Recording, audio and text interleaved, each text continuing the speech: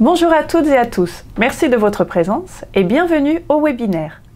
Nous sommes aujourd'hui en compagnie de Monsieur Fournier, doyen de l'École de santé publique de l'Université de Montréal, et de Camille de Suduiro, étudiante en administration de la santé, qui va nous parler de son parcours et de son expérience à l'ESPOUM. Je suis Marie-Ève Tassot, conseillère en communication à l'ESPOUM et votre animatrice pour ce webinaire. La présentation d'aujourd'hui sera de 30 minutes environ. Je profite de ce moment pour vous signaler la présence du panel de contrôle sur la droite de votre écran. Il vous permet d'entrer en interaction avec nous tout au long du webinaire. Vos questions recevront une réponse pendant la présentation par Madame Nicole Roberge. Il sera possible de poursuivre cet échange durant 10 minutes après la fin de la présentation.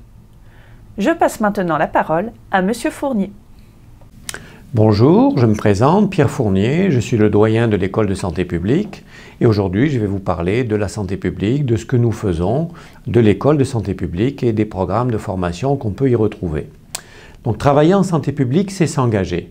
Effectivement, ce qui nous anime, c'est d'agir à l'échelle d'une population plutôt que d'un individu, de protéger et de prévenir plutôt que guérir et de comprendre les risques qui menacent la santé et tout ce qui peut l'améliorer. Ce que nous faisons en santé publique, c'est d'assurer des bonnes conditions de vie, de réduire les inégalités de santé et de répondre à de nouveaux enjeux. Il y a de nombreux problèmes qui nous concernent tous et tous les jours, et c'est sur cela que vous serez appelés à travailler. On a vu que des épidémies peuvent se propager très rapidement et entraîner une panique mondiale. En quelques mois, 3 pays d'Afrique, plus de 30 000 personnes ont contracté le virus d'Ebola et plus du tiers en sont mortes. Nos modes de vie changent. Notre alimentation ne correspond plus forcément à nos besoins, notre niveau d'activité physique diminue, nous sommes de plus en plus sédentaires et, conséquence de cela, aujourd'hui, il y a près de 300 millions de personnes dans le monde qui souffrent de diabète et près de 5 millions qui en meurent chaque année. On assiste également à une dégradation de notre environnement, or, c'est un facteur de risque que l'on retrouve dans 90% des cancers. L'accès aux services de santé est aussi un enjeu. L'OMS nous rappelait régulièrement que près de la moitié des populations rurales n'ont pas accès à des services de santé et à environ le quart de la population en milieu urbain. Tous ces problèmes ont des conséquences financières. Au Canada, on estime que les problèmes de santé mentale font perdre plus de 50 milliards de dollars par année à l'économie. Donc la santé publique, c'est un domaine qui se retrouve au carrefour de nombreuses sciences, des sciences humaines et sociales, des sciences de la santé, des sciences de la gestion et des sciences pures et biomédicales. En santé publique, on exerce une grande variété de métiers. Par exemple, on peut être un agent de programme de santé publique en promotion de la santé. On peut être aussi un épidémiologiste qui va rechercher les causes d'une épidémie des gastro-entérites dans une garderie. Un hygiéniste du travail qui s'assure que le milieu de travail et les tâches que réalise un travailleur ne comportent pas de danger pour la santé. On peut être un conseiller ou un expert en éthique qui veille à ce qu'un projet de recherche, une loi ou une intervention protège la société. Et finalement, on peut aussi être un chercheur dans tous les domaines qui sont couverts par la santé publique. Alors, qui étudie en santé publique? Il y a d'abord les étudiants avec un diplôme de premier cycle universitaire ou qui sont en train de terminer ce cycle universitaire, ça correspond généralement à une licence, ou des personnes qui terminent une formation professionnelle. Il y en a aussi qui sont déjà en emploi dans le domaine de la santé, mais qui souhaitent faire évoluer leur carrière, et finalement d'autres qui peuvent déjà travailler dans un secteur autre que la santé, mais qui souhaitent réorienter leur carrière vers le domaine de la santé. Toutes ces personnes sont issues d'une multitude de domaines. C'est par exemple les sciences biologiques, la chimie, ça peut être des techniciens de laboratoire, ça peut être des professions de la santé, des médecins, des infirmières, peuvent provenir également du domaine des sciences sociales, des anthropologues, des sociologues, des travailleurs sociaux et également des sciences de la gestion ou de l'économie. Alors, pourquoi étudier à l'Université de Montréal? D'abord, l'Université de Montréal est une grande université qui se classe dans les 100 ou 150 meilleures universités dans le monde selon les types de classement. Récemment, une évaluation sur l'employabilité classait l'Université de Montréal au 42e rang dans le monde. Montréal est une grande ville universitaire bilingue où l'on retrouve 4 universités et plus de 150 000 étudiants. Et finalement, l'environnement qu'offre l'école de santé publique est particulièrement riche et stimulant. Effectivement, vous allez être appelé à côtoyer des gens qui viennent de domaines extrêmement variables, par exemple des étudiants qui travaillent en laboratoire, en toxicologie ou en contrôle des maladies infectieuses, ou au niveau des hôpitaux, tant dans le domaine des soins, de l'administration que de la recherche. Vous rencontrerez aussi des bioéthiciens qui analysent les enjeux sociaux des lois sur la santé, des intervenants communautaires qui travaillent pour améliorer l'accès aux soins et aux services sociaux des immigrants réguliers et aussi clandestins. Vous trouverez aussi des chercheurs qui analysent les causes des inégalités de santé dans les pays en développement et qui cherchent à y remédier. La santé publique, finalement, c'est un ensemble de sciences qui est au service de l'action. Et l'ESPUM se retrouve être un des plus grands regroupements universitaires de chercheurs et d'experts en santé publique au Canada et dans la francophonie. Et l'ESPUM est étroitement lié à des milieux professionnels et des milieux de recherche. Et ce sont ces liens qui vont permettre à la fois de promouvoir des pratiques de santé publique qui sont basées sur des évidences scientifiques et également de développer une science de l'analyse des interventions et des pratiques qui sont les plus efficaces et les plus efficientes. À l'école de santé publique, vous trouverez un campus particulièrement actif où, en plus de vos cours, vous pourrez participer à des ateliers d'accompagnement dans la recherche de l'emploi, par exemple. Vous pourrez assister à des conférences scientifiques et rencontrer des invités prestigieux. Vous participerez aussi à la vie des associations étudiantes et les programmes de chaires de recherche, nous en avons 8 à l'intérieur de l'école, offrent aussi des programmes d'animation scientifique autour de la thématique de ces différentes chaires. Et l'ESPUM, c'est également un passeport pour le monde. L'unité de santé internationale, qui est une composante de l'école de santé publique, a réalisé plus de 100 projets partout dans le monde, projets qui impliquent de nombreux professeurs.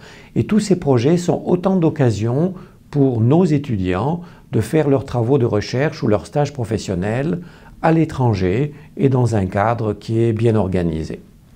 Donc, nos formations. Nos formations professionnelles et de recherche se retrouvent dans tous les grands champs de la santé publique. L'administration de la santé mondiale, l'épidémiologie, la santé environnementale. Récemment, nous avons développé un nouveau programme avec la faculté de médecine vétérinaire. Il examine les enjeux de santé qui concernent simultanément la santé humaine et animale, comme par exemple la maladie de Lyme ou la grippe aviaire. Nos programmes de deuxième cycle sont structurés autour de 6 maîtrises qui, elles, sont liées à des programmes de plus courte durée. Donc on retrouve des micro-programmes d'une durée de 4 à 8 mois, des diplômes d'études supérieures spécialisées d'une durée de 8 à 12 mois, et finalement des maîtrises qui ont une durée de 20 mois. Donc les programmes courts sont sanctionnés par un diplôme, mais vous pouvez transférer d'un programme court vers un programme qui est plus long selon vos besoins. Alors les programmes de maîtrise comportent aussi des options qui correspondent à des champs spécialisés. Par exemple, la maîtrise en santé publique va comporter une option en santé mondiale et également en santé environnementale. Et toutes ces maîtrises-là comportent à la fois des options de recherche et des options qui sont professionnelles. Donc les 6 grands programmes autour desquels cette offre s'organise sont le programme de maîtrise de santé publique, celui d'administration de la santé, celui de bioéthique, celui de santé environnementale et santé au travail, et finalement ceux en évaluation des technologies et en qualité des soins et sécurité des patients. Et ces programmes sont vraiment de calibre international. La maîtrise en santé publique est agréée par le CEPH, le Council on Education for Public Health, depuis 2005. C'est un organisme américain qui reconnaît la valeur des programmes de santé publique et qui s'assure que cette valeur est constamment maintenue. La maîtrise en administration de la santé est agréée par la CAME, la Commission for Accreditation on Health Management, et ce depuis 1967. Au niveau du 3e cycle, on trouve des programmes de recherche et des programmes professionnels. Et justement, les programmes professionnels sont une innovation dans le domaine du troisième cycle. Alors, les programmes de recherche, c'est un PhD, un programme de doctorat, qui se fait en 4 à 5 ans et qui comporte 6 options. D'épidémiologie, de santé mondiale, de toxicologie, de promotion de la santé, de gestion des services de santé et d'organisation des services de santé. Donc plus récemment, nous avons créé des diplômes d'études professionnelles approfondies, des programmes d'1 an. Ces programmes sont particulièrement destinés à des professionnels, généralement qui œuvrent déjà dans le système de santé, mais qui ont envie de progresser et qui veulent développer leur capacité de synthèse et leur capacité analytique. Donc nous offrons un diplôme d'études professionnelles d'1 année qui se décline en 4 options, en épidémiologie, en santé mondiale, en toxicologie, analyse du risque et en analyse et management des services de santé. À l'école de santé publique, vous retrouverez aussi des cours qui sont adaptés à vos besoins. Nous avons 2 micro-programmes de formation à distance, santé publique pour cadres et professionnels en exercice, et un programme en épidémiologie, contrôle des infections. Et vous retrouverez également des cours en ligne dans vos programmes. Si vous voulez plus d'informations sur les programmes de formation en santé publique, je vous invite à visiter notre site à www.espoum.umontréal.ca ou à suivre notre page Facebook. Et finalement, pour les étudiants qui viennent de l'étranger, vous trouverez à l'école de santé publique un milieu qui est très international, caractérisé par une grande diversité, d'abord du corps professoral, qui provient de nombreux pays dans le monde et aussi de différentes régions au Canada. Vos autres collègues étudiants, vous trouverez près de 20% de nos étudiants qui viennent de l'étranger, de 44 pays, et l'école est très ouverte sur le monde à travers ses partenariats internationaux et les projets de coopération internationale qui étaient mentionnés un petit peu plus tôt. Pour vous qui venez d'un environnement universitaire ou académique différent, vous trouverez un accompagnement qui va vous permettre de vous adapter à ce nouveau milieu, des ateliers de développement des compétences linguistiques, si par exemple votre langue maternelle n'est pas le français, ou si vous avez fait une partie de vos études dans une langue autre que le français. Vous trouverez aussi des ressources qui vous sont spécialement dédiées auprès du bureau des étudiants internationaux, comme par exemple un service aux étudiants avec un centre de soutien à la réussite. Et vous verrez que dans notre milieu, vous pourrez côtoyer de nombreux professeurs renommés et qui sont très accessibles. Et bien sûr, il ne faut pas oublier le financement de vos études. Je rappelle d'abord que pour les étudiants français, il n'y a aucune augmentation au cycle supérieur, c'est-à-dire à la maîtrise et au doctorat. Les augmentations qui ont été récemment décrétées ne concernent que le premier cycle, les baccalauréats et les licences. Vous avez accès, tous les étudiants, à de nombreuses bourses internationales et le conseil que je peux vous donner dans ce domaine, c'est de préparer le plus tôt possible votre demande de bourse.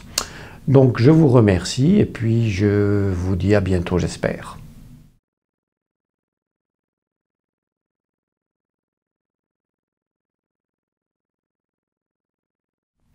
Bonjour à tous, je m'appelle Camille Guillot de Suduiro, je suis étudiante à la maîtrise en administration de la santé à l'école de santé publique de l'Université de Montréal. J'ai été infirmière durant 5 ans en France, puis j'avais comme projet d'être gestionnaire en santé dans le domaine de la gériatrie, puisque je m'intéresse tout particulièrement à l'accompagnement des personnes âgées et de leur entourage. Donc je souhaitais acquérir des connaissances et des compétences dans le domaine de la gestion en santé. Pourquoi est-ce que je me suis intéressée au Québec? Tout simplement parce que le Québec, pour moi, est une référence dans le domaine de la recherche en santé. Et puis j'avais envie de voir un petit peu ce qui se passait ailleurs dans le monde. Mais je souhaitais étudier en français, ma langue maternelle. Donc le Québec s'est tout naturellement imposé à moi comme choix. Ensuite, pourquoi l'école de santé publique de l'Université de Montréal? En fait, je suis tombée par hasard sur Internet sur les programmes que proposait l'école. Puis ce qui me plaisait beaucoup, c'est que c'était de la gestion, mais qui était appliquée à la santé, enseignée par des professionnels de la santé et des gestionnaires en santé. Puis c'est quand même un domaine très spécifique, donc je voulais avoir des connaissances apportées par des professionnels de terrain qui connaissent cette spécialité-là. Donc les parcours proposés par l'école me semblaient très intéressants et j'ai postulé au DESS en administration de la santé, qui est donc une année d'études.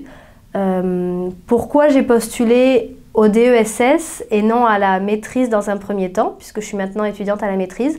Tout simplement parce que c'était difficile pour moi depuis la France de me projeter sur 2 années d'engagement total. On a des craintes logiques quand on prévoit un départ comme ça. Donc je me suis inscrite d'abord en DESS, puis au bout de 3 mois, je me plaisais beaucoup dans l'université, je me plaisais beaucoup à Montréal et j'ai fait la demande de passage en maîtrise qui a été acceptée en décembre dernier. Et c'est ainsi que je suis maintenant rendue à la 2e année en maîtrise. J'avais bien sûr des appréhensions concernant la vie au Québec, notamment l'éloignement familial, puis également les difficultés météorologiques. Concernant l'éloignement familial, avec les moyens modernes, je ne me sens pas du tout éloignée de ma famille, pas plus que si j'étais à quelques centaines de kilomètres en France. Je suis en contact très régulier avec eux.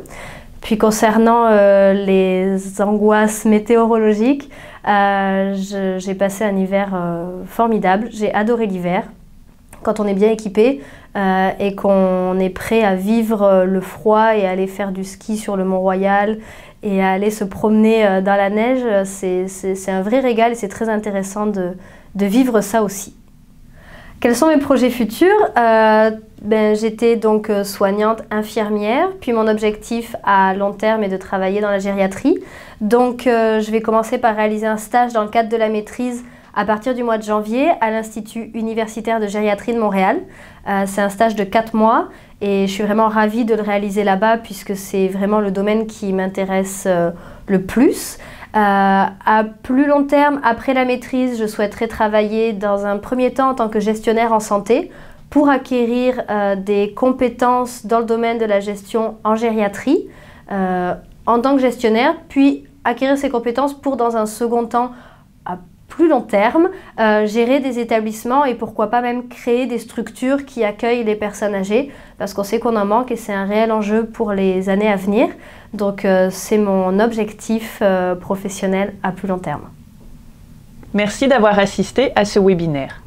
Afin de nous soutenir dans notre processus d'amélioration continue, nous vous invitons à prendre quelques minutes pour répondre à notre enquête. Ce webinaire sera enregistré et disponible sur notre site admission.umontréal.ca section événements. Nous vous proposons 10 minutes supplémentaires pour poser vos questions via le panel de contrôle situé à votre droite. N'oubliez pas, vous avez jusqu'au 1er février pour faire votre demande d'admission à l'un de nos programmes. Pour obtenir plus de renseignements sur l'École de santé publique de l'Université de Montréal, visitez notre site à espoum.umontréal.ca. Si vous avez besoin d'informations sur le processus d'admission, visitez admission.umontréal.ca. Merci d'envoyer vos questions, commentaires et impressions à futursétudiants@commercial-umontréal.ca. Je vous remercie de votre attention. Au revoir.